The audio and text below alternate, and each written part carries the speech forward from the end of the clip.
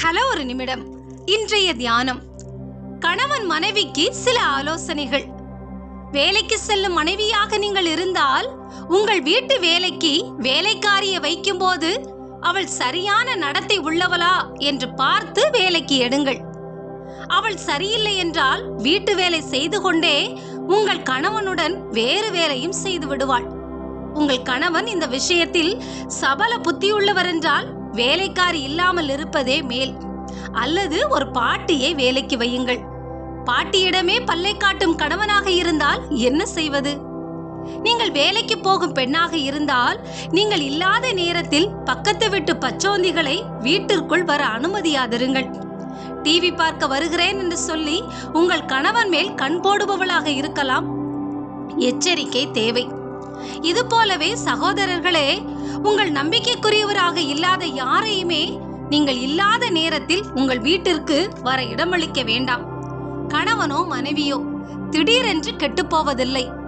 ஆரம்பத்தில் எந்த தவறான நோக்கமும் இல்லாமல் பழகுபவர்கள் காலப்போக்கில் தவறிப்போகும் சோதனைகள் ஏற்படலாம்.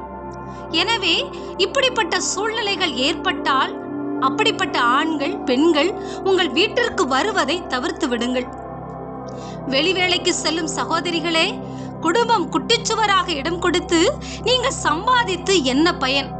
பணமா, மகிழ்ச்சியான குடும்பமா? எது தேவை?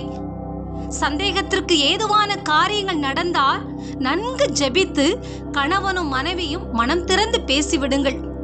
பேசினால் வருத்தப்படுவாரோ அல்லது வருத்தப்படுவாளோ என்று யோசித்து பேச வேண்டியதை பேச வேண்டிய நேரத்தில் பேசாவிட்டால் பிரச்சனை முற்றிப்போன பின் பேசி பயன் என்ன? எனவே விளைவு எதுவானாலும் அன்புடன் மனம் திறந்து பேசிவிடுங்கள். உங்கள் மேல் அநியாயமாய் குற்றம் சாட்டுவது போல காணப்பட்டாலும் பரவாயில்லை. இனிமேல் எச்சரிக்கையாக இருக்க இது உதவும். சந்தேகத்தால் ஒருவரை விட்டு ஒருவர் பிரிந்து போகாதிருங்கள்.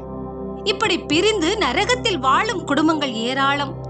சந்தேகத்தை கொண்டு வந்து சத்துரு உங்கள் குடும்பத்தை பிரித்து விட்டான்.